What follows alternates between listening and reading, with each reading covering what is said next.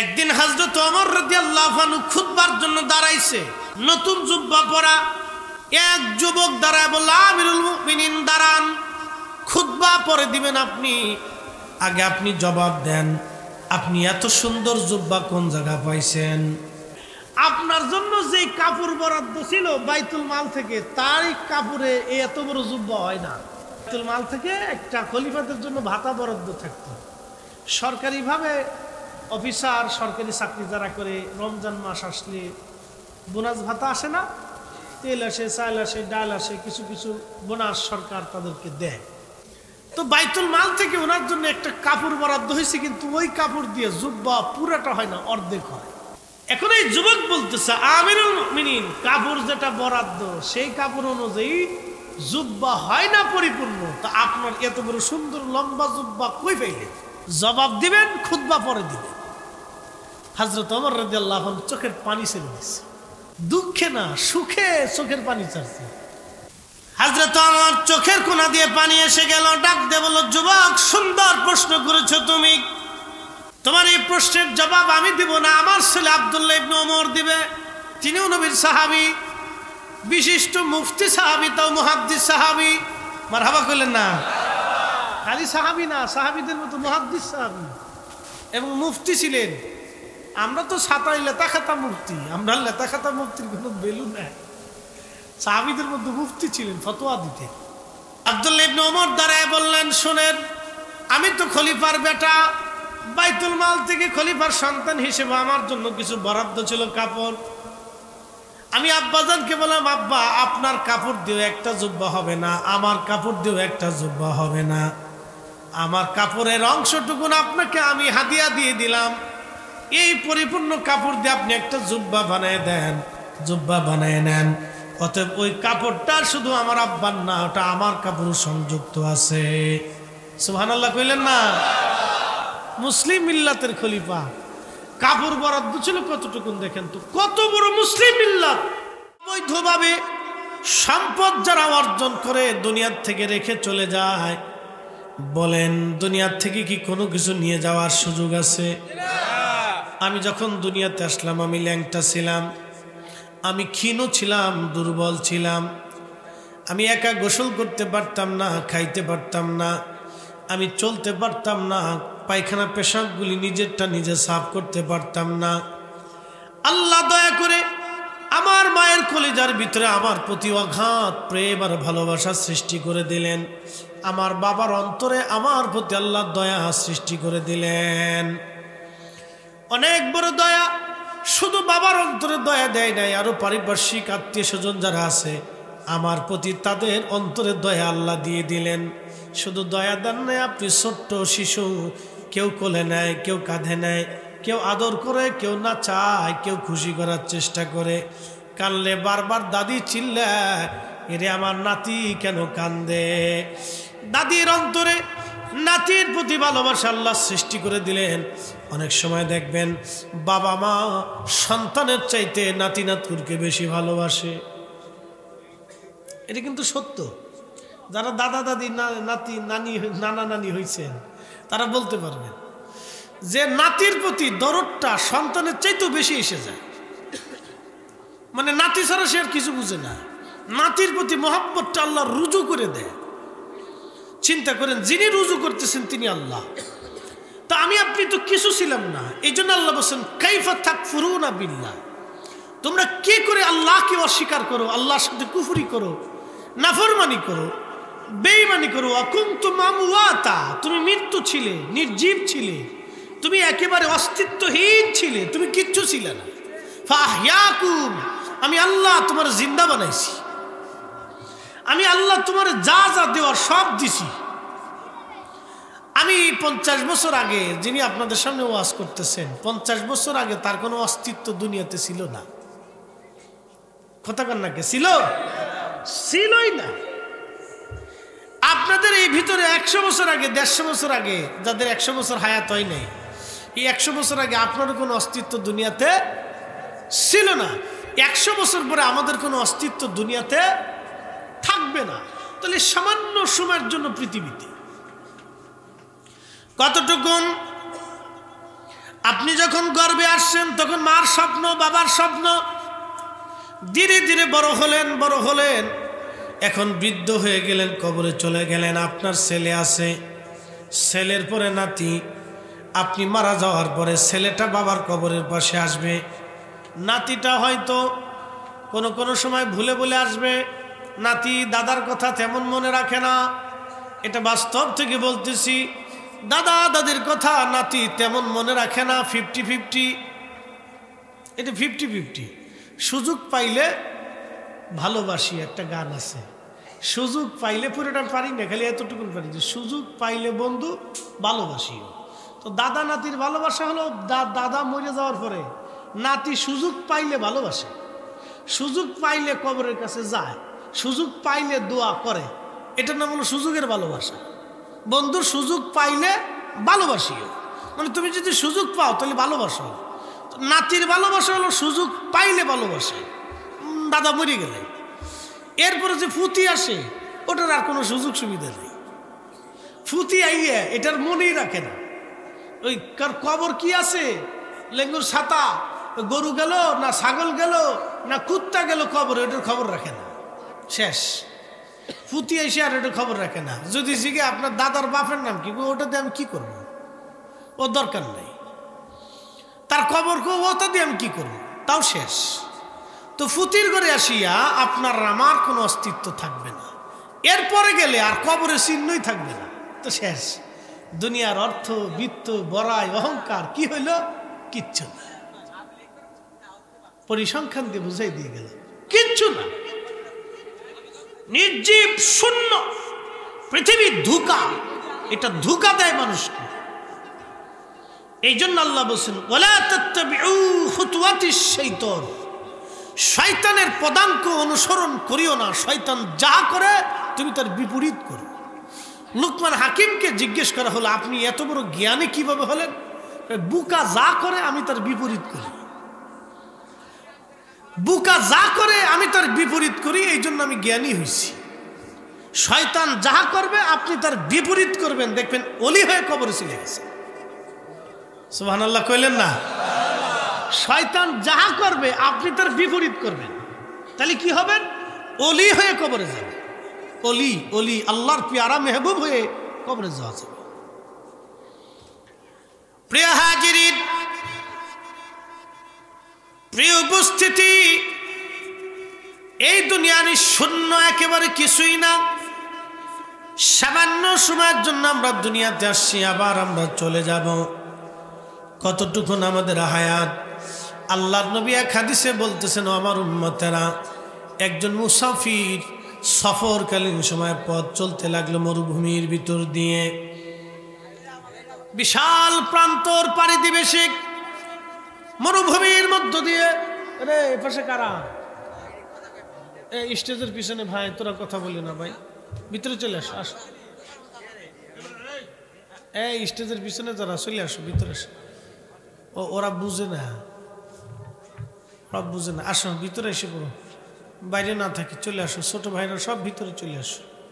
এই মাহফিল গেলে আর পাইতো না, এটা একটা বেহেশতের বাগান। দুনিয়াতে বুঝতা না, কিন্তু মরে যাওয়ার পরে বুঝে আর লাভ হবে না। কথা ঠিক কিনা? আচ্ছা, মৃত্যুর কি কোনো বয়স আছে? যে কোনো সময় আসবে, যে কারো আসবে। আহা, কত বাবা ছেলেরে কাঁধে করে কবরে বিদায় জানাইছে, হিসাব নাই। কত মা সন্তানকে বিদায় দিয়ে দিছে। আহা, কত বাবা নিজের কাঁধে করে সন্তানকে কবরে দিছে। বাবার জীবনে এর চাইতে বড় ভারিত্ব, কষ্ট পৃথিবীতে আর নাই, যে নিজের সন্তানকে কাঁধে করে বাবা কবরে বিদায় জানায়। এর চাইতে বড় ব্যথা বাবার জীবনের কিচ্ছু নাই, কিন্তু তারপরও তাকে সহ্য করতে হয়েছে। কারণ আল্লাহর আইনের কাছে আমরা দুর্বল, কোনো ক্ষমতাই আমাদের নাই। আল্লাহর সিদ্ধান্তের কাছে আমরা হীন, ক্ষীণ, দুর্বল, আমাদের কোনো ক্ষমতা নেই। ওমা তাদরি নাফসুম বিআই আরদিন তামুত। আল্লাহু আকবার। বান্দা কোন হালতে, কোন জায়গায়, কোন অবস্থায় মারা যাবে আল্লাহ ছাড়া আর কেউ জানে না। ওমা তাদরি নাফসুম মাযা তাকসিবু গাদা। আগামী সময় আমার আপনার নসিবে কি আছে আল্লাহ ছাড়া কেউ জানে না। নসিবের খবরই বলার সুযোগ আমাদের নাই। আল্লাহ রাব্বুল আলামিন কলম সৃষ্টি করলেন। কলম সৃষ্টি করার পরে কলমকে বললেন, কলম তুমি লেখো। কলম বলে, হে রব, তুমি আমারে লেখার জন্য সৃষ্টি করলা, আমি কি লিখবো আপনি বলে দাও, আপনি বলে দেন। আল্লাহ বলেন, উকতুব মাকাদিরাল খালক, তুমি সৃষ্টির তকদির লিখতে থাকো। একটা গাছের ভাগ্য কি হবে দেখেন আল্লাহ কিভাবে তকদির মিলিয়েছে। একটা গাছের ভাগ্য কি হবে আল্লাহ লিখলেন। ওই গাছ থেকে কতগুলি আম পড়বে, কতগুলি আম পাবে, এই আমগুলি কারা কারা নসিবে হবে আল্লাহ তাও ওই লিখে ফেললেন। একটা বিড়ালের ভাগ্যের মধ্যে কি আছে আল্লাহ লিখলেন। একটা ছাগল কি পরিমাণে বাচ্চা দিবে, কি পরিমাণ দুধ তার মালিককে দিবে, কে দুধ খাবে আল্লাহ তাও লেখাইলেন। শুধু লেখে নাই, কলম অদ্যাবধি পর্যন্ত লিখতেছে, আগে আগামীতেও লিখতে থাকবে। নবী বলেন, আমি মেরাজে যাওয়ার পরে ওই কলমের আওয়াজের খসখস খসখস আওয়াজ আমি শুনেছি। একবার জোরে বলা যাবে কি সুবহানাল্লাহ। তাহলে তকদির আমাদের হাতে না আল্লাহর হাতে। আগামী মুহূর্তটা আমাদের জন্য কি আসবে আমরা কেউ জানি না। যেহেতু জানি না, সেহেতু দুনিয়াতে আমার চলনটা আল্লাহর আইনে হওয়ার দরকার। কথা ঠিক কিনা? বুদ্ধিমানরা আল্লাহর নিয়ম অনুযায়ী চলে। আচ্ছা, প্রশ্ন করি, জবাব দিবেন। একটা কুত্তা আইন মানে কার? জোরে কন্যা, কার আইন মানে? কুত্তা কুত্তা মারামারি করে, জীবনে মার্ডার হইতে দেখছেন? দেখেন, ওরা আল্লাহর আইন মেনে চলে। ওরা আল্লাহর আইন মানে বিরাট মারামারি হয়। এই আপনাদের কালা ডুমুরের পশ্চিম পাড়া আর ওই পূর্ব পাড়া, দুই পাড়ায় দুই গ্রুপ কুত্তা আছে। এক গ্রুপে 5টা আর এক গ্রুপে 5টা বা 6টা। ওই গ্রুপে এই দুই গ্রুপে সীমান্ত নিয়ে মারামারি হয়, বিরাট যুদ্ধ চলতেছে, বিরাট যুদ্ধ। দেখবেন এই গ্রুপে ধমকাইতেছে, কিন্তু গোলাগুলি করে না, খালি ধমক দেয়, বিরাট বড় বড় ঝাড়ি দেয়, ধমকাধমকি করে পরে এসে মারামারি হয়। কামড় আছে ওদের, কিন্তু দাঁতু আছে, দাঁতু বাড়ি করে কামড় দিবে, দেয় না, খালি গুতা দেয়। কামড় দিবার চাই, দেয় না। ওরা যদি কামড় দিয়ে গোস্ত টাইনে ছিঁড়ে ফেলায় তাহলে কিন্তু পারে, কিন্তু গোস্ত ছিঁড়ে না। এক কুত্তা আর এক কুত্তারে মারে না। এক বিড়াল আর এক বিড়ালের সাথে মারামারি করে, দেখবেন 4G স্পিডে হাতাহাতি করতেছে, কিন্তু রক্ত বেরোয় না। কথা কন না কেন? 4G স্পিডে বিড়ালের হাতাহাতি চলতেছে, কিন্তু রক্ত বেরোয় না, মার্ডার হয় না। তাহলে এক বিড়াল আর এক বিড়ালে মারামারি করে, মুরগা দেখবেন মারামারি করে, কিন্তু একটার মার্ডার করে না। একমাত্র মানব জাতি এবং জিন জাতি, এই দুইটা জাতি শুধু মারামারি করতে যায়, একজন আরেকজনকে খুন করে, মার্ডার করে। কথা কন ঠিক না বেটে? সারা দেশে এত পুলিশ, কুত্তার লেগে কোনো পুলিশ নেই। সারা পৃথিবীতে মানুষের লেগে পুলিশ আছে। পৃথিবীর এমন কোনো দেশ নাই যে দেশে মানুষের জন্য পুলিশ নাই, সেনাবাহিনী নাই, ডিবি নাই, গোয়েন্দা না আছে, আদালত না আছে, উকিল মুক্তার না আছে, জজ ব্যারিস্টার না আছে, এই বিচারক না আছে, কিন্তু কুত্তার কোনো বিচারক নাই। বলে কারণটা কি? ওই যে কুত্তা মারামারি করে কিন্তু মার্ডার করে না, মারামারি করে কিন্তু মার্ডার করে। ওরা মারামারি করতেছে, মানুষ দেখবেন এক গ্রাম আরেক গ্রাম মারামারি করলে ওই গ্রাম যদি ঠকে যায় তাহলে তাদের বাড়ি ঘর জমি জমা সোনা দানা টাকা পয়সা সব লুট করে নিয়ে আসে। এরা মানুষ। আবার নাম দিছে আব্দুল করিমের ছেলে আব্দুর রহিম, মুসলমান। ওই পাড়াও আজান হয়, এই পাড়াও আজান হয়। এই পাড়ার লোক ওই পাড়া যে মারামারি করে, ওই পাড়ার বাড়ি ঘর টিভি সিসি মিসি যা আছে সব খুলে টুলে গরু ছাগল নিয়ে চলে গেছে। কি মানুষ চিন্তা করুন, সি সি সি, লজ্জা করা উচিত। এরা সুরের চাইতে নিকৃষ্ট। হ্যাঁ, কথা কর না কেন? কথা খারাপ বলে বলবেন যে ফরিদি সব কথা খারাপ বলতেছে। বাংলাদেশে এরকম বহু মারামারি হয়, এই গ্রাম ওই গ্রাম, এই এলাকা ওই এলাকা। কোনো এলাকা যদি মারামারিতে ঠকে যায় তো এই এলাকার মানুষ ওই এলাকায় যেয়ে ওই এলাকার বাড়িঘর দখল করে কুবাই কাবাই এই সেই করে বাড়িঘর মানুষ নিয়ে চলে আসে। সে এরা মুসলমান। আবার এই ভাড়া আজানও হয়, নামাজও পড়তেছে, চুরি টুরি করে এসে আবার নামাজও পড়েছে। এক বেটার বাড়ি ঘরে সোনা দানা নিয়ে এসে আবার নামাজে দাঁড়াইছে মানুষেরা। এই জন্য আমরা তো মানুষই হইতে পারি না, মুসলমান তো আরো করে। মুসলমান তো তাকে বলে যে আসলামতু লিরাব্বিল আলামিন। মুসলমান তো তিনি যিনি তার নিজের সব কিছুকে আল্লাহর কদমে আত্মসমর্পণ করায় দেয়, সারেন্ডার করায় দেয়। কি কথা কর নাকি? ইব্রাহিম আলাইহিস সালাম সারেন্ডার করছিল কার কাছে? আল্লাহর কাছে। কি সারেন্ডার দেখেন তো, আগুন জ্বলতেছে, কি জ্বলে? আগুন। আমার দিকে তাকান, খুব মূল্যবান কথা আসছে। আগুন জ্বলতেছে, এখান থেকে আমাদের অনেক কিছু বুঝার আছে। আগুন জ্বলতেছে, তো আগুন জ্বলার সময় ইব্রাহিমকে মিনজাবিনের উপরে বসাইয়া রশি ধরে টান দিয়ে ইব্রাহিম আলাইহিস সালাম ওই আগুনের ভিতরে পড়তেছে। তাফসীরের মধ্যে আসে, আল বেদায়ের ভিতরে ইমাম ইবনে কাসির লেখছেন যে 2 কিলোমিটার দূর থেকে আগুনের তাপে মানুষ কাছে যেতে পারে না। কোন বর্ণনায় আসে 25 কিলোমিটার। সেটা যেই হোক, 2 কিলোমিটার ধরেন, 2 মাইল ধরেন, আর 3 মাইল ধরেন, আর 5 মাইল ধরেন, এত দূর থেকে আগুনের কাছে যাওয়া যায় না। তাহলে কি পরিমাণে আগুন জ্বলে একজন ব্যক্তির পুরানোর জন্য। এই আগুন জ্বালানোর জন্য ওই দেশের মহিলারা মানত পর্যন্ত করলো যে আমাদের আশা যদি পূর্ণ হয় তাহলে ইব্রাহিমের আগুন জ্বালানোর জন্য আমরা খড়ি সংগ্রহ করে দেব, কাঠ সংগ্রহ করে দিব। বিরাট বড় কুণ্ডলি পাকাইয়া আল্লাহর খলিলকে আগুনের মধ্যে ফেলে দেওয়ার সময় জিবরাইল আমিন সামনে দাঁড়ায় বলল, আল্লাহর খলিল আপনি যদি বলেন আমি আপনাকে তুলে ধরে রাখবো। আল্লাহর খলিল আপনি যদি বলেন আপনারা আমি তুলে ধরে রাখবো। ইব্রাহিম ডাক দে কয়, জিবরাইল আমার আল্লাহ কি দেখে না? এই পৃথিবীর মধ্যে আমি ইব্রাহিম খলিল ছাড়া আল্লাহর তো আর কোনো খলিল নাই। আমি খলিল ছাড়া তো আল্লাহর আর খলিল নাই। তোমার সাহায্যের আর কোনো প্রয়োজন নাই। তুমি আজ জিবরাইল চলিয়া যাও। আল্লাহ যদি আমার আগুনের মধ্যে পোড়ায় তো আমি পড়ে যাব, আর আল্লাহ যদি বাঁচায় তো আমি বেঁচে থাকব। তোমার সাহায্যের কোনো প্রয়োজন নাই, আমার জন্য আল্লাহ যথেষ্ট। হাসবুনাল্লাহু নি'মাল ওয়াকিল নি'মাল নাসীর।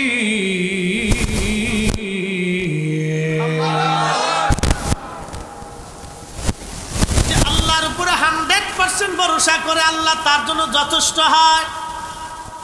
কথা ঠিক কিনা? ইব্রাহিম আলাইহিস সালাম করতেছে, আপনাকে পিওর আত্মবিশ্বাস রাখতে, পিওর। ইব্রাহিম আলাইহিস সালামের পরে যাই। এখন আসি, মালিক ইবনে দিনার একজন আল্লাহর ওলি ছিলেন, অনেক বড় জাহিদ। ওনার বাড়ি ছিল ইরাক। ওনার নাম ছিল মালিক দিনার আল ইরাকি। পৃথিবীর এমন কোন মুহাদ্দিস নাই যে ওনার জীবনী না লিখছে বা ওনার প্রশংসা না করছে। এত বড় জাহিদ আল্লাহর ওলি ছিল মালিক ইবনে দিনার রাহমাতুল্লাহ আলাইহি। তিনি নদীর মধ্য দিয়ে রওনা করছে, নৌকার মাঝখানে, নদীর মাঝখানে নৌকা চলে গেল। উনি নৌকায় বসা, মাঝি এসে বলল, আল্লাহর বান্দারা আমার ভাড়া দেন। সবাই ভাড়া দিছে, কিন্তু মালিক ইবনে দিনার ভাড়া দেয় নাই। মাঝি বলে, বৃদ্ধ তুমি ভাড়া দাও। মালিক ইবনে দিনার দিনহীন জাহেদ ছিলেন, একেবারে জীর্ণ শীর্ণ পোশাক পরা ছিলেন। মালিক ইবনে দিনার ডাক দেয় বলে, মাঝি ভাড়া দিব, আমার কাছে কোনো পয়সা করি নাই, আমি আল্লাহর পথের পথিক, আমি একজন দিনহীন মুসাফির, আমি একবারে দিনহীন, আমার কাছে কোনো পয়সা করি নাই রে মাঝি। মাঝি ডাক দেখাই, আল্লাহর বান্দা পয়সা যদি না দাও ঘাড় ধাক্কা দিয়ে তোরে নদীর মধ্যে আজকে ফেলে দেব। মালিক ইবনে দিনার অনুনয় করে, মাঝি রে না মাঝি, আমার কাছে কোনো পয়সা করি নাই। ওনার দিনহীন মুসাফির ছিল। দিনহীন কি, আগামী সময় কি খাবেন ওই চিন্তা ওনাদের ছিল। ওনাদের আকীদা ছিল, ওনাদের তাকওয়া ছিল, ইখলাস ছিল, একনিষ্ঠতা ছিল যে আগামী সময়টা আল্লাহ আমার জন্য বরাদ্দ করে। আমি আল্লাহর জন্য, আল্লাহ আমার জন্য। আমি আমার জীবনটাকে আল্লাহর জন্য দিয়ে দিলাম, বাকিটা আল্লাহ কি করবো ওটা আমার চিন্তা। সুবহানাল্লাহ কইলেন না? কিন্তু এই পর্যায়ে কিন্তু আমরা কেউ যাইতে পারি নাই, আমরা কেউ পারি নাই, শ্রোতা বক্তা কেউ না, শ্রোতা বক্তা এই পর্যায়ে আমরা কেউ যাইতে পারি। এটা বিশেষ বিশেষ ব্যক্তিরা, বিশেষ বিশেষ আল্লাহ ওয়ালারা, সেটা তাদের এক অত্যধিক তাকওয়া, একবারে আল্লাহর প্রতি তাওয়াক্কুলের একবারে সর্বশেষ স্তর। এই স্তরের পরে আর কোনো স্তর নাই। তারা নিজেকে আল্লাহর কাছে সমর্পণ করে দিচ্ছে, যে সব আমি আল্লাহর জন্য দিয়ে দিচ্ছি, আমার আর কিচ্ছু নেই। জমি জুমা বাড়ি ঘর খাওয়া দাওয়া তারা কিচ্ছু রাখতেন না। যেমন ইমাম আবুল ফরাজ ইবনুল জৌজি তিনি কিতাবে লিখতেছেন যে ওমর রাদিয়াল্লাহু আনহুর সাথে দেখা হলো হযরত ওয়াসাল কারনীর মক্কাতে হজের সময়। হযরত ওমরের জীবনের শেষ হজ। তিনি ওয়াসাল কারনীকে 10 বছর ধরে খুঁজতেছে, পায় না খুঁজে।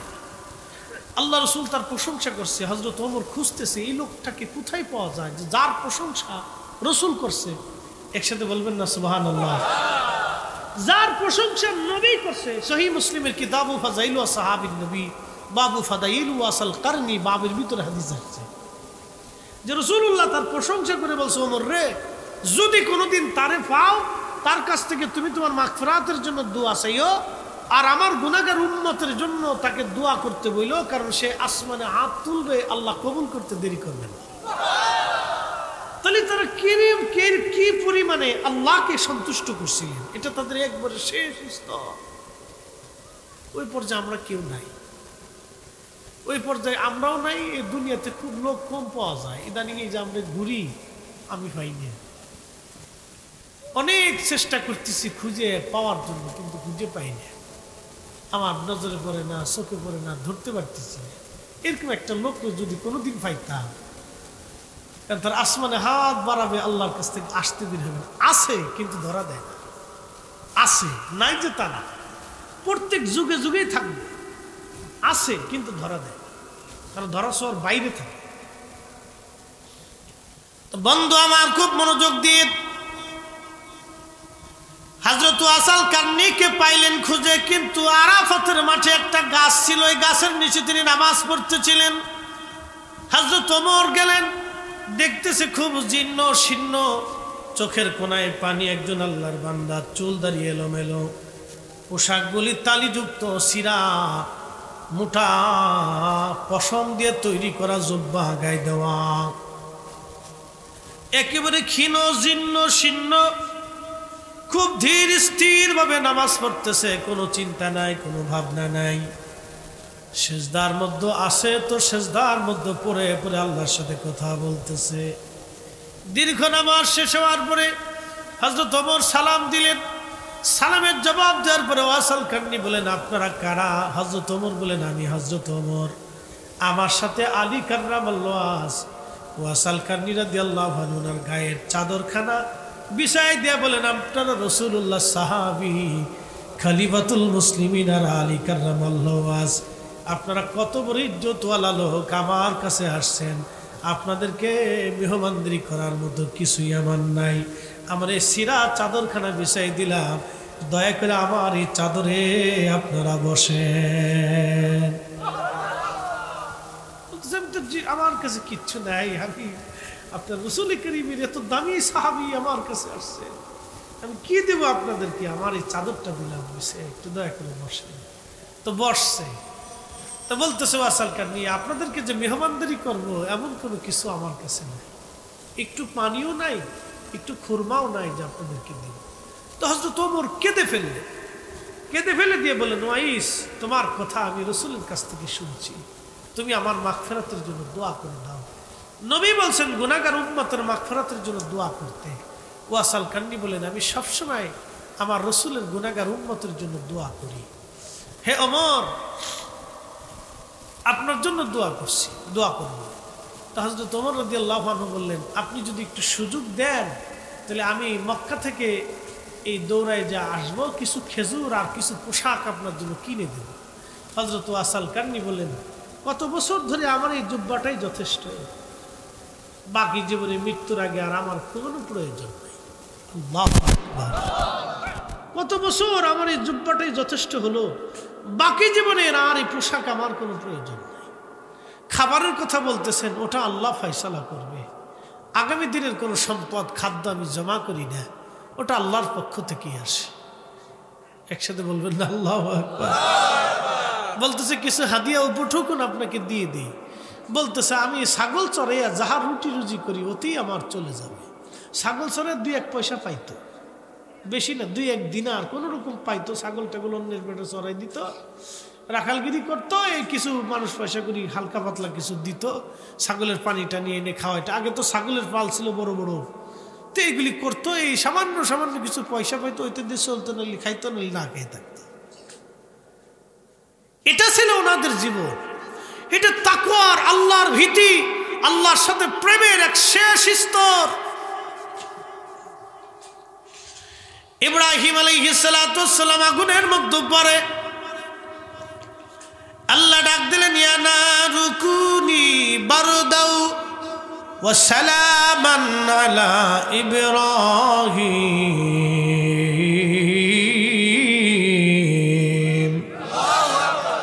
হে আগুন, আমার ইব্রাহিমের জন্য তুমি সালাম হয়ে যাও, আয়ার কন্ডিশন হয়ে যাও, না শীত না গরম। আগুন তুমি সালাম হয়ে যাও, না শীত না গরম হয়ে যাও। এখন আমার প্রশ্ন জবাব দিবেন, আগুনের ভিতরে কি অক্সিজেন থাকে? আগুনের ভিতরে অক্সিজেন থাকে না। কিন্তু হযরতে ইব্রাহিম আলাইহিস সালাম আগুনের ভিতরে 40 দিন ছিলেন, কোন কোন বর্ণনায় 7 দিন ছিলেন। যে কয়দিনই থাকুক, এই 7 দিন পর্যন্ত, 40 দিন পর্যন্ত তিনি আগুনের মধ্যে রইলেন। অক্সিজেন যিনি দিলেন তিনি কে? আল্লাহ। আল্লাহু আকবার। তিনি আগুনের ভিতরে অক্সিজেন দিয়ে বান্দারে নিরাপদে রাখতে পারে। ইব্রাহিম আলাইহিস সালামের মা ডাক দেখি, ইব্রাহিম, আল বেদার ভিতরে ইমামের কাছে লিখছে, ইব্রাহিম তোমার রব রে বলো আমি তোমার কাছে যাব, আমি তোর কাছে যাব। ইব্রাহিম, আমি মারা সহ্য হয় না। মা তো মা, পৃথিবীর মধ্যে নিঃস্বার্থভাবে আপনাকে যে ভালোবাসবে তিনি মা, তিনি মা, তিনি মা। মায়ের ভালোবাসার মধ্যে কোনো স্বার্থ থাকে না।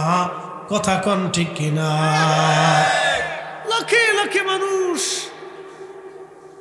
মা বলতেছে ইব্রাহিম তোর আল্লাহকে বল আমি তোমার কাছে যাব, আল্লাহ যেন আমার আগুনে না ধরায়। তোর রব কতই না উত্তম। আল্লাহর খলিল বলল, রব আমার, আল্লাহ আমার মা আমার কাছে আসতে চায়। রব্বে করিম বলেন অনুমতি দিলাম। ইব্রাহিম আলাইহিস সালামের মা তার সন্তানের কাছে গেলেন, সন্তানটা আদর করলেন। ইব্রাহিম আলাইহিস সালামের শরীরে ঘাম ঘাম আসতে লাগলো। মা যাইয়া আঁচল দিয়ে ইব্রাহিমের ঘামগুলি মুছে দিলেন। একবার জোরে বলা যাবে কি মারহাবা? এটা হচ্ছে আল্লাহর প্রতি তাকওয়া, আল্লাহর প্রতি তাওয়াক্কুলের একবারে শেষ স্তর। তুমি দিলে হবে, না দিলে হবে না। এই জন্য আল্লাহ আমাদেরকে একটা আইন দিছে। কি আইন? কঠিন মুসিবতে, মহা বিপদে, কোনো অসুবিধার মধ্যে যদি আপনি পড়ে যান, তাহলে আল্লাহ বলতেছেন ইয়া আইয়ুহাল্লাযীনা আমানুস্তাঈনু বিস-সাবরি ওয়াস-সালাহ। আল্লাহ বলেন হে ঈমানদার, তুমি আমি আল্লাহর কাছে সাহায্য চাও সবরের মাধ্যমে এবং সালাতের মাধ্যমে, নামাজের মাধ্যমে। তুমি আমি আল্লাহর কাছে সাহায্য চাও সালাতের মাধ্যমে এবং সবরের মাধ্যমে, ধৈর্যের মাধ্যমে সাহায্য চাও। ইন্নাল্লাহা মা'আস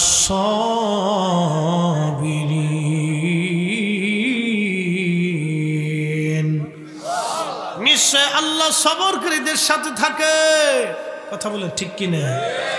নিশ্চয় আল্লাহ সবরকারীদের সাথে থাকে। যারা ধৈর্য ধরে আল্লাহ তাদের সাথে থাকে। এই জন্য ধৈর্যের ফল সুন্দর হয়, ধৈর্যের ফল সুন্দর হয়। যারা ধৈর্য ধরে আমার আল্লাহ তাদের রেজাল্টটাকে সুন্দর করে দেয়। ইলিয়াটগঞ্জবাসী হযরত মালিক ইবনে দিনার রাহমাতুল্লাহ আলাইহি মাঝি বারবার বলে, মালিক তাড়াতাড়ি করে তুমি ভাড়া দাও, নাহলে ঘাড় ধাক্কা দিয়ে পানির মধ্যে তোমাকে ফেলে দিব। মালিক ইবনে দিনার আল্লাহকে ডাক দেখায়, রব আমার কাছে তো কোনো পয়সা নাই, আল্লাহ তুমি তো জানো আমি তোমারে সব দিয়ে দিছি, আল্লাহ হাত বাড়ায় দিলাম, ইজ্জত তুমি আমার আজকে বাঁচায় দাও। নদীর মধ্যে হাত বাড়াই দিলেন, আল্লাহ মাছের ডাক দেখায়, মাছরে ফেরেশতাদেরকে আল্লাহ বলেন, যাও প্রত্যেক মাছের মুখের মধ্যে করে একটা করে স্বর্ণের দিনার দিয়ে আসো। আর মাছকে বললেন, মাছ নদীর নৌকার চারপাশে আসিয়া স্বর্ণের দিনারগুলি মুখে নিয়া আমার ইব্রাহিম আমার মালিককে হাত বাড়াই দিয়েছে, আমার মালিকের সামনে যাও, আমার মালিকের যতগুলি পয়সা লাগে তত যেন নিয়ে যায়। একবার জোরে বলা যাবে কি সুবহানাল্লাহ? হাজার হাজার মাছ মুখের ভিতরে স্বর্ণের দিনার নিয়ে পানির উপরে এসে চিকচিক চিকচিক করতেছে, নৌকার চারপাশে ঘুরতেছে। মালিক ইবনে দিনার বলেন, মাঝি যতগুলি তোমার দিনার লাগে নিয়ে নাও, তোমার নৌকার ভাড়া। এই দৃশ্য দেখলে মাঝি আর হুশ আছে?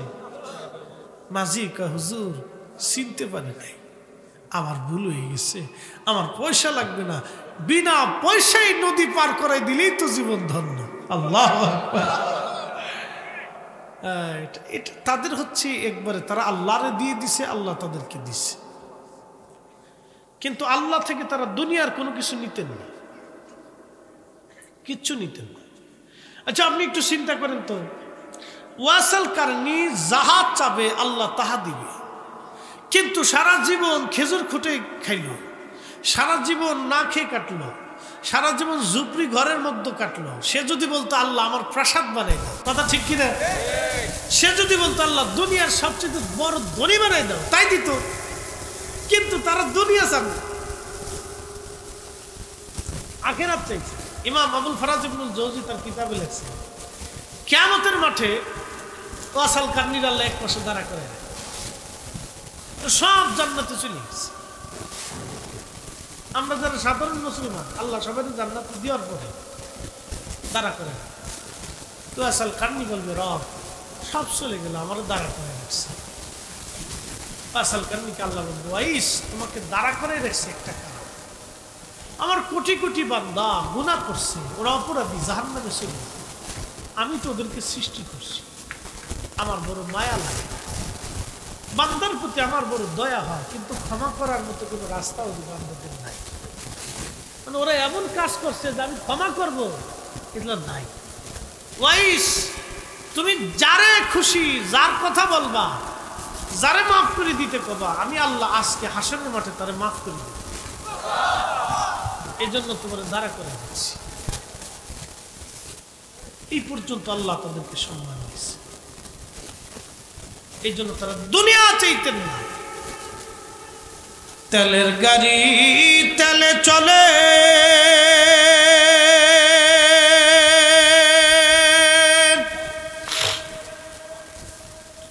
হাওয়ার গাড়ি হাওয়ায় উড়ে, বিনা তেলে চালায় গাড়ি নবী সুলাইমান। আমরা সেই মুসলমান, আমরা সেই মুসলমান, আমরা সেই মুসলিম, সেই মুসলিম, আমরা সেই মুসলমান, আমরা সেই মুসলমান।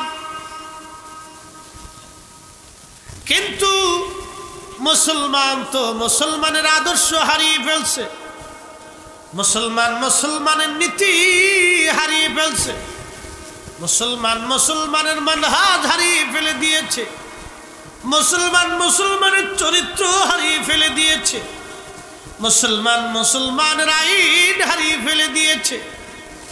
আল্লাহর নবী এসেছিলেন আমাদেরকে মুসলমান বানানোর জন্য।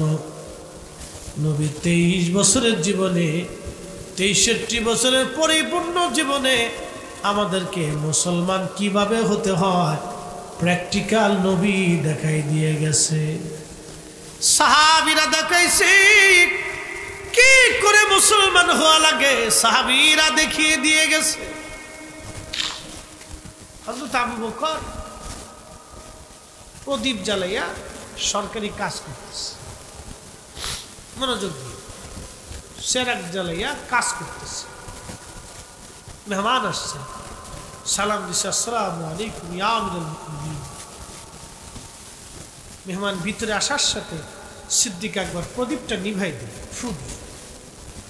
পাশে আর একটা প্রদীপ ছিল, ওটা জ্বালাই।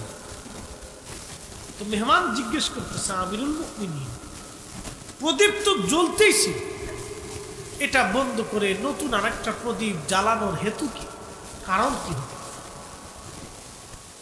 হযরত আবু বকর বললেন, ও আল্লাহর বান্দা, এই প্রদীপ হলো সরকারি প্রদীপ, বাইতুল মাল থেকে আমার জন্য বরাদ্দ হয়েছে, আমি খলিফা হিসেবে একটা প্রদীপ পেয়েছি, প্রদীপের তেলটাও বাইতুল মাল থেকে আসে।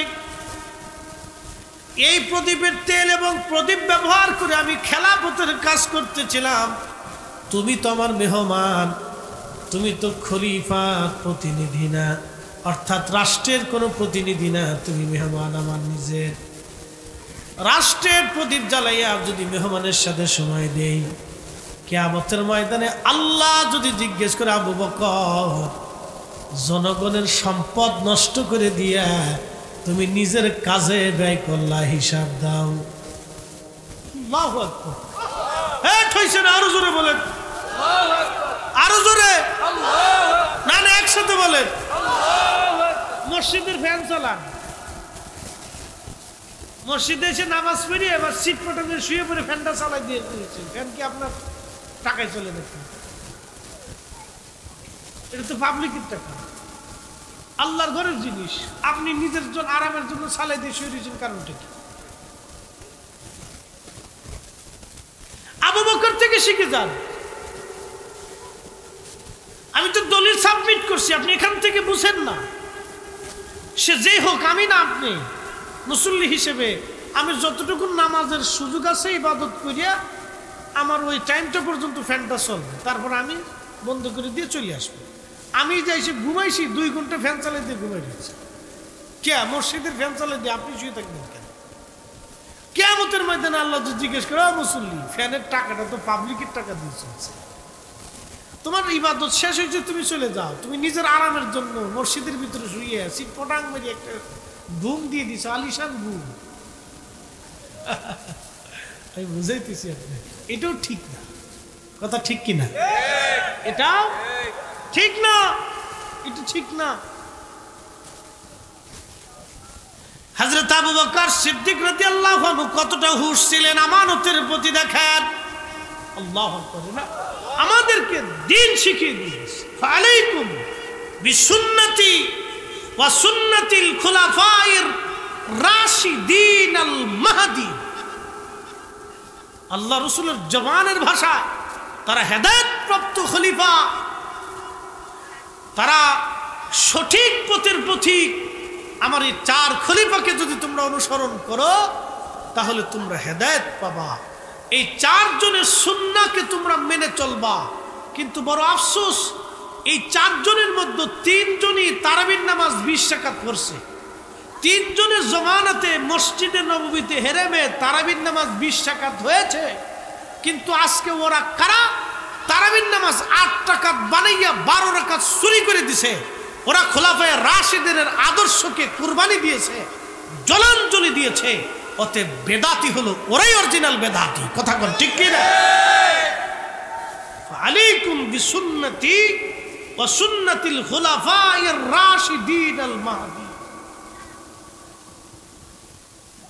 এত বড় ফুকুরসুরি ইসলামে কেউ করছে আমার জানা নাই। এত বড় ফুকুরসুরি ধর্মের ভিতরে কেউ করছে আমার জানা নাই। এত বড় পুকুরসুরি হাদিসের অপব্যাখ্যা দিয়ে, কিতাবের অপব্যাখ্যা দিয়ে এত বড় পুকুরসুরি ইসলামের ভিতরে দ্বীনের মধ্যে কেউ করছে 1450 বছরের ইতিহাসে আমাদের জানা নাই। এত বড় সুরি, এই জঘন্য বেদাত কারা সৃষ্টি করছে আমরা জানি না। নিকৃষ্ট বেদাত, খোলাফায়ে রাশিদিনের সিদ্ধান্তের বিপরীত। হযরত ওমর, উসমান, আলী রিদওয়ানুল্লাহি তাআলা আলাইহিম আজমাইন, এই তিনজনই এই তারাবির 20 রাকাতের উপরে প্রতিষ্ঠিত ছিলেন। আজকে কে বা কারা এই নিকৃষ্ট বেদাত চালু করে দিচ্ছে ধর্মের দোহাই দিয়ে, হাদিসের অপব্যাখ্যা করে। প্রিয় উপস্থিতি, খুবই মনোযোগ দিয়ে শুনিয়া যান। একদিন হযরত ওমর রাদিয়াল্লাহু আনহু খুতবার জন্য দাঁড়াইছে। নতুন জুব্বা পরা এক যুবক দাঁড়ায় বলল, আমিরুল মুমিনিন দাঁড়ান, খুতবা পরে দিবেন আপনি, আগে আপনি জবাব দেন, আপনি এত সুন্দর জুব্বা কোন জায়গা পাইছেন? সুবহানাল্লাহ কইলেন না? আল্লাহু আকবার। এত সুন্দর জুব্বা কই পাইছেন? আপনার জন্য যে কাপড় বরাদ্দ ছিল বাইতুল মাল থেকে, তারই কাপড়ে এত বড় জুব্বা হয় না। বাইতুল মাল থেকে একটা খলিফাদের জন্য ভাতা বরাদ্দ থাকতো। সরকারিভাবে অফিসার, সরকারি চাকরি যারা করে, রমজান মাস আসলে বোনাস ভাতা আসে না, তেল আসে, চাল আসে, ডাল আসে, কিছু কিছু বোনাস সরকার তাদেরকে দেয়। কোম্পানির চাকরি করলেও বোনাস টোনাস দেয়, বিভিন্ন জন থেকে বোনাস টোনাস, কাপড় টাপড় গিফট টিফট করে। তো বাইতুল মাল থেকে ওনার জন্য একটা কাপড় বরাদ্দ হয়েছে, কিন্তু ওই কাপড় দিয়ে জুব্বা পুরাটা হয় না, অর্ধেক হয়। এখন এই যুবক বলতেছে, আমিরুল মুমিনিন, কাপড় যেটা বরাদ্দ সেই কাপড় অনুযায়ী জুব্বা হয় না পরিপূর্ণ, তা আপনার এত বড় সুন্দর লম্বা জুব্বা কই পাইলেন? জবাব দিবেন, খুতবা পরে দিবেন। হযরত ওমর রাদিয়াল্লাহু আনহু চোখের পানি ছেড়ে দিচ্ছে। দুঃখে না, সুখে চোখের পানি ছাড়ছে। আর আমরা যদি ছেলে ওটা কেটারে পরিচয় রাখ, পরে দেখতেছি সাহস কত বলছে আমার জিগা।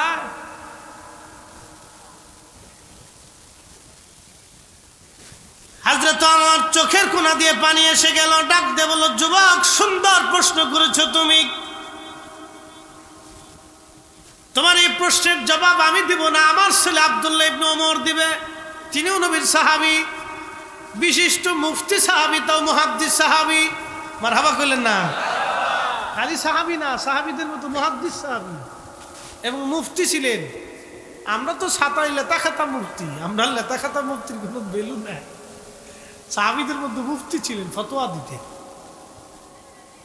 আব্দুল্লাহ ইবনে ওমর দাঁড়ায় বললেন, শোনেন, আমি তো খলিফার বেটা, বাইতুল মাল থেকে খলিফার সন্তান হিসেবে আমার জন্য কিছু বরাদ্দ ছিল কাপড়। আমি আব্বাজানকে বললাম, আব্বা, আপনার কাপড় দিয়েও একটা জুব্বা হবে না, আমার কাপড় দিয়েও একটা জুব্বা হবে না, আমার কাপড়ের অংশটুকুন আপনাকে আমি হাদিয়া দিয়ে দিলাম, এই পরিপূর্ণ কাপড় দিয়ে আপনি একটা জুব্বা বানিয়ে দেন, জুব্বা বানিয়ে নেন। অতএব ওই কাপড়টা শুধু আমার আব্বার না, ওটা আমার কাপড় সংযুক্ত আছে। সুবহানাল্লাহ কইলেন না? মুসলিম মিল্লাতের খলিফা, কাপড় বরাদ্দ ছিল কতটুকুন দেখেন তো, কত বড় মুসলিম মিল্লাত। বর্তমানে ইরান, ইরাক, কুয়েত, কাতার, দুবাই, বাহরাইন, সৌদি আরব, ইয়ামান, ওমান, জর্দান, সিরিয়া, মিশর, ফিলিস্তিন, লেবানন, লিবিয়া, তিউনিসিয়া, বিরাট অংশের খলিফা হযরত ওমর। একসাথে বলবেন না মারহাবা? একটু কাপড় বরাদ্দ। আর আমরা কেউ যদি ভালো একটা পর্যায়ে চলে যায়, তার সাথে তার বউয়ের ভাও বেশি। কি কথা কর না কেন?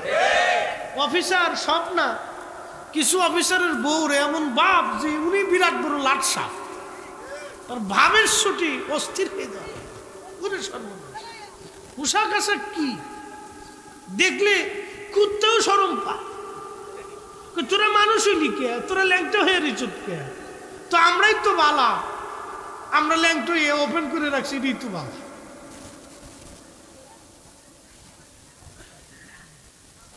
দুঃখজনক। আফসোস এই উম্মতের জন্য। মুসলমানের আচরণ, মুসলমানের পোশাক এগুলি হতে পারে না। কথা কর না কেন, ঠিক কিনা? মুসলমানের পোশাক হবে নবীর তরিকায়, আম্মাজানদের তরিকায়, সাহাবীদের তরিকায়। আচ্ছা আপনারা কথা করতে, যে জুব্বা জাব্বি আমরা ফরি, আমরা কি খারাপ দেখা যায়? পাগড়ি ফুগড়ি মাথায় দিছি, খারাপ দেখা যায়? দাড়ি আছে, খারাপ দেখা যায়?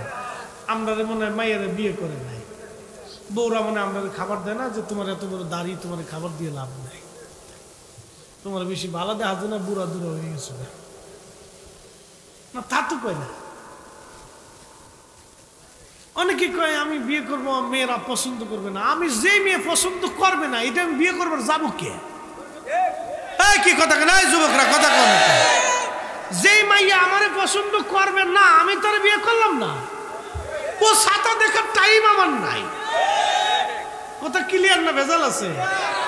আমার যে পছন্দ করবে আমি তার পছন্দ করবো, এটা হলো ভালোবাসা।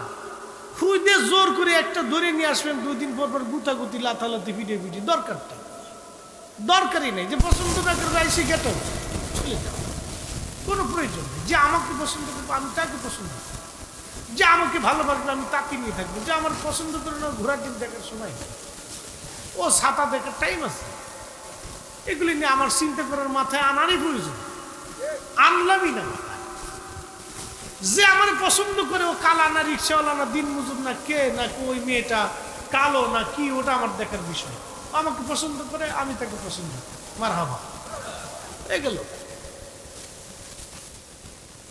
তো শোনেন, এগুলো আমাদেরকে বুঝতে হবে।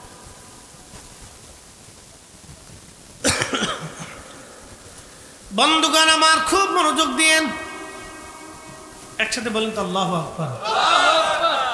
খারাপ লাগতেছে? এগুলি আমাদের জীবন চলার পথে প্রয়োজন। এই মনোযোগ দেন। আমাদের সংসারে অনেক অশান্তি বাধে, বিরাট অশান্তি। এই অশান্তি কারা বাধায়? কবয়সকে। আজকে বলে দিয়েছে, এ মহিলারা ভালো করে শুনে, এই আমাদের দেশে কিছু পান খাওয়া বেরিয়েছে, গিরাম করে ঘুরে আর খালি পান চাবায়। ছাগলে যেমন চাবায় এরকম চাবাইতে থাকে। আর গিরাম করে ঘুরে, এই বেডির দোষ ওই বেডির কাছে, ওই বেডির দোষ ওই বেডির কাছে, এই বাড়ির দোষ ওই বাড়ির যে, এই বাড়ির গোপন কথা ওই বাড়ির যে, এগুলো বইলে বইলে গ্রামে গ্রামে, সমাজে সমাজে অশান্তি বাধাই করায়। কথা কন না কেন? এটা হলো সকলখোর। এগুলো শয়তানের আড্ডি। কত মাইয়ের জীবন নষ্ট করছে তার হিসেবে, কত সংসারের ভাঙছে তার কোনো হিসেব নেই। বাংলাদেশে হাজার হাজার সংসার নষ্ট হয় এই সমস্ত মহিলাদের কারণে। এই সমস্ত নারীরা শুয়োরের চাইতেও নিকৃষ্ট। এরা নামাজ রোজাও পড়ে না, পর্দা ফুসিতেও নাই, এদের পর্দা ফুসিতেও নাই, নামাজ রোজাও নাই। এগুলি খালি শয়তানি করে বেড়ায়, আর খালি পান খাই বেলায়, আর খালি অশান্তি বাঁধায়। এগুলো নাম হলো সকলখোর। নারী জাতি ভালো করে শুনে রেখে বলে, হুজুর এগুলো তথ্য কই পান? এগুলো আমরা বুঝে তারপরে বুঝি। সমাজে সার পোকা, তেলা পোকা আর উই পোকা। উই পোকা যেমন কাঠ নষ্ট করে, তেলা পোকা যেমন আপনার ঘর নষ্ট করে, আর সার পোকা যেমন আপনার ঘুমাইতে দেয় না। একবারে এই 3 কোয়ালিটির এক কোয়ালিটির এই বেডিরা, এরা ঘুমাইতে দিবে না, অশান্তি বাধাই বেড়াবে, বউ স্বামীর ঝগড়া বাধাই বেড়াবে, শাশুড়ি বউর ঝগড়া বাধায়। এরা শাশুড়ি কিন্তু খুব ভালো, বৌমা আসছে নতুন, 6 মাস 3 মাস 2 মাস আসে।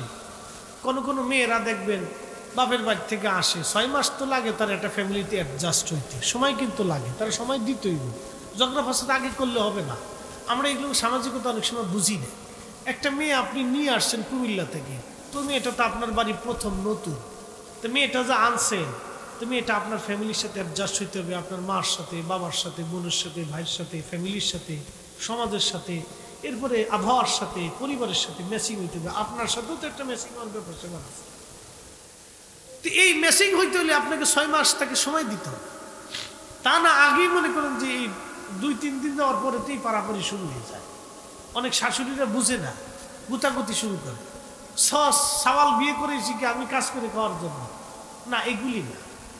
এই মহিলার দায়িত্ব হচ্ছে তার বৌমাকে তার নিজের সাথে রেখে, নিজের মেয়ের মতো মনে করিয়া তারে ম্যাচিং করানো, তারে কাজ কারবার বুঝাই দিয়া যে মা তুমি আসছো নতুন, এটা তোমার, এটা তোমার, এটা তোমার, আমি এগুলো করে সাজাইছি, এখন তুমি এগুলো বুঝে না। তাহলে ধীরে ধীরে ধীরে ধীরে এগুলো বুঝাই দিতে হয়, এটা হলো কাজ। অনেক বেডিরা বুঝে না, সমস্যা করে পান খাও বেডিতে, হেতা করে কি ঘুরে ঘুরে ঘুরে ঘুরে খালি 4-5 দিন ঘুরে। আর ওই যে করিমের বিয়ে করে আনছে, এই করিমের বউ দেহার লেগে আসছে, তো করিমের মা রাঁধতেছে, তো করিমের বউ বিশ্রাম করতেছে, ধরেন অসুস্থ, তো জিজ্ঞেস করে করিমের মা কি করো, রান্না বান্না করতেছে, বউ মা করো না, একটু বিশ্রাম করতেছে, অসুস্থ শরীর, এই নতুন নতুন আইছে। কও কি ফুলা বিয়ে করেছো, রান্না করে খাবার লাগিয়া, কি কথা বললেন? এই মনে করেন ফিন একটা মারছে না, বেরি মানুষ তো পামে পাগল, বেডিটা কিন্তু অল্প পামে ভুলে যায়, পাম একটা দিওয়ার লাগে দেখুন একবারে ডুম্বার মতো ভুলে যায়। এই শুরু হয়ে গেল, এই খোঁচাখুচি লাতালাতি পিটে পিটি, এই অশান্তি বেরিয়ে। কয়দিন পরে বউ আর সাথে থাকতে পারে না, ছেলে একসাথে খাইতে পারে না, এই নানা আলোচনা। নিকৃষ্ট চরিত্র, একেবারে নিকৃষ্ট চরিত্র, একবারে নিকৃষ্ট, যে সমাজের কীট, নিকৃষ্ট, ভাষায় প্রকাশ করার মতো।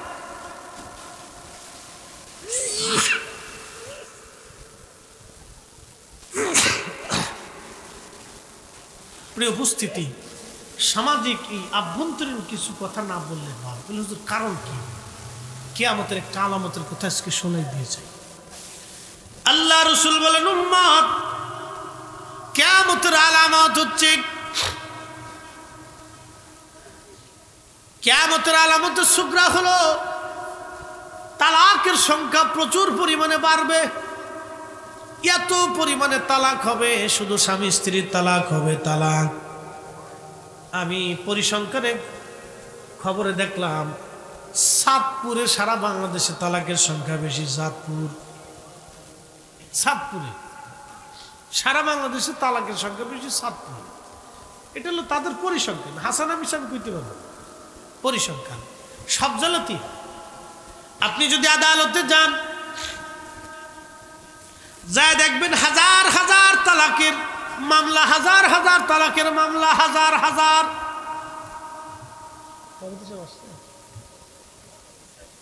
নারে তাকবীর, নারে তাকবীর, নারে রিসালাত। আজকে আমাদের সম্মানিত সভাপতি সাহেবের আগমন, পীর সাহেব হুজুরের আগমন, নারে তাকবীর। দৃশ্যে পড়ি আল্লাহুম্মা সাল্লি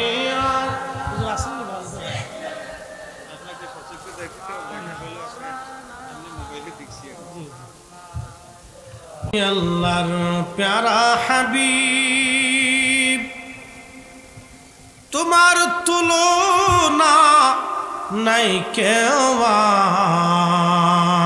আর আছে, তোমার মতো আকাশ ভ্রমণ করে নাই কোন পয়গম্বর। আল্লাহুম্মা সাল্লি আলা মাওলানা মুহাম্মদ ওয়া আলা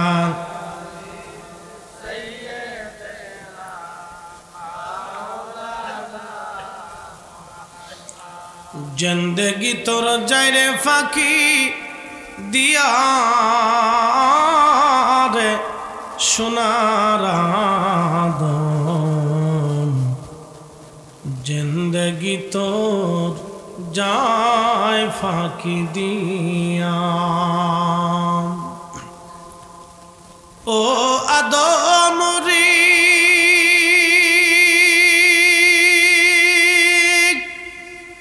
পাগ ধরিয়া গেছে দাড়ি, দন্ত মাসে গুটা চারি, সমন জারি গিয়াছে করিয়ারে সোনার আদম, জিন্দগি তোর যায় ফাঁকি দিয়া।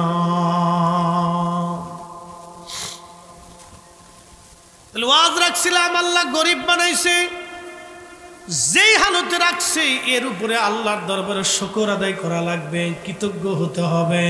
কথা ঠিক কিনা? আমি এইখানে আপনাদের ওয়াজ রাখছিলাম, কৃতজ্ঞ হতে হবে। আল্লাহ বলে লা ইন শাকারতুম লাযীদান্নাকুম ওয়া লা ইন কাফারতুম ইন্না আযাবী লাশাদীদ। তুমি যদি আমি আল্লাহর প্রতি শুকরগুজারি বান্দা হও, আমি আল্লাহ নিয়ামত বাড়াই দিব। আর যদি অকৃতজ্ঞ হও, আমি আল্লাহ তোমার জন্য ইন্না আযাবী লাশাদীদ, কঠিন শক্ত শাস্তি তোমার দেব। মনোযোগ দিয়ে নিলে অটগাছবাসী, এই যে আল্লাহর প্রতি কৃতজ্ঞ হওয়া লাগবে। কারণ কি? আল্লাহ আমার যে হালতে রাখছেন বুঝতে হবে আল্লাহ আমাকে খুব উত্তম হালতে রাখছেন। একটু দেখেন তো, পৃথিবীতে মানুষ আছে 800 কোটি, 200 কোটি মুসলমান, বাদবাকি 600 কোটি অমুসলমান। এই অমুসলিমদের মধ্যে অনেক বড় বড় পারমাণবিক বিজ্ঞানী আছে, রসায়নবিদ আছে, পদার্থবিদ আছে, চিকিৎসা বিজ্ঞানী আছে। পৃথিবীর বড় বড় চিকিৎসা বিজ্ঞানী তাদের মধ্যে আছে। অনেক বড় বড় চ্যান্সেলর, হার্ভার্ড, অক্সফোর্ড ইউনিভার্সিটির চ্যান্সেলর আছে। বিরাট বড় বড় মেধা তাদের, কিন্তু তাদের এই মেধা আল্লাহ চিনতে সাহায্য করে নাই। আপনি দরিদ্র হন আর শিক্ষিত আর অশিক্ষিত হন, দিন শেষে আমরা কিন্তু মুসলমান। ঠিক কিনা? দিন শেষে আমরা মুসলমান, পাপী হই আর গুনাহগার হই আর যা কিছু হই না কেন, যদি আল্লাহ মাফ করেন তাই তো আলহামদুলিল্লাহ। যদি আল্লাহ মাফ নাও করেন, তারপরও শাস্তি সুস্তি দেওয়ার পরে মান ক্বালা লা ইলাহা ইল্লাল্লাহ ফাদাখালাল জান্নাহ, অবশ্যই আল্লাহ জাহান্নামের ভিতরে পুরাই লাথি সবর মাইরিয়াও শাস্তি সুস্তি রিমান্ড টিমান্ড দেওয়ার পরে হলো একদিন না একদিন জান্নাতে আল্লাহ নেবে, একদিন না একদিন নিবে। শাস্তি রিমান্ড দেওয়ার পরে মুসলমানদেরকে একদিন না একদিন, পাপিষ্ঠ মুসলমানদেরকে হলে একদিন না একদিন জান্নাতে আল্লাহ নিবে। আল্লাহর দয়া হবে। একসাথে বললেন না সুবহানাল্লাহ? আল্লাহর কি হবে? দয়া হবে। কিন্তু যারা বেঈমান হয়ে চলে যাবে, মুশরিক হয়ে চলে যাবে, ইন্নাল্লাযীনা কাফারু মিন আহলিল কিতাবি ওয়াল মুশরিকিনা ফি নারি জাহান্নাম খালিদিনা ফিহা, নিশ্চয় যারা কাফির এবং মুশরিক, আহলে কিতাব, ইহুদি খ্রিস্টান, আল্লাহ বলতেছেন তাদের জন্য জাহান্নাম চিরদিন। তারা একবার জাহান্নামে ঢুকলে আর বের হতে পারবে না। কিন্তু মুসলমান জাহান্নামে গেলেও আল্লাহ বের করে নিয়ে আসবে। আল্লাহ দয়া করবে, মায়া করবে। আমার রসুলের বড় মায়া লাগবে। আল্লাহ নবী কাঁদবার বলবে, রব আমি জান্নাতে থাকবো আর আমার উম্মত জাহান্নামে কষ্ট পাবে, তা হবে না। তুমি বলছো আমারে তুমি খুশি করবা, ওয়ালা সাউফা ইউতিকা রাব্বুকা ফাতারদা, তোমার জবানে তুমি ওয়াদা করছো আমারে খুশি করবা। আল্লাহ আমি তো নবী, আমার উম্মত জাহান্নামে থাকবে আর আমি নবী কেমনে খুশি হব? আল্লাহ আমার উম্মত আমার জান্নাতে দিয়ে দাও, আমি আমার উম্মত নিয়ে জান্নাতে চলে যাব, তার আগে আমি আল্লাহ খুশি হব না।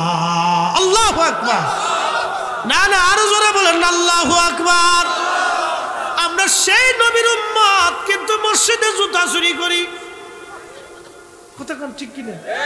আমরা সেই নবীর উম্মত, কত বড় নবীর উম্মত। আল্লাহু আকবার। আমি কোরআন থেকে সাবমিট করছি। আল্লাহ বলছেন আপনারা খুশি করবই, আর রাসূল বলছে আমি কি করে খুশি হব যে আমার উম্মত জাহান্নামে চলতেছে। সন্তান জেলখানায় থাকলে মা খুশি থাকে, বাবা খুশি থাকে, মার ঘুম হয়, মা ঘুমাইতে পারে। তো উম্মত জাহান্নামে থাকবে আর রাসূল খুশি থাকবে জান্নাতে। রাসূল বলতেছেন আল্লাহ আমি কি করে খুশি থাকবো, আমার উম্মত দিয়ে দাও। কত বড় দামি নবীর উম্মত, সুদ খাই।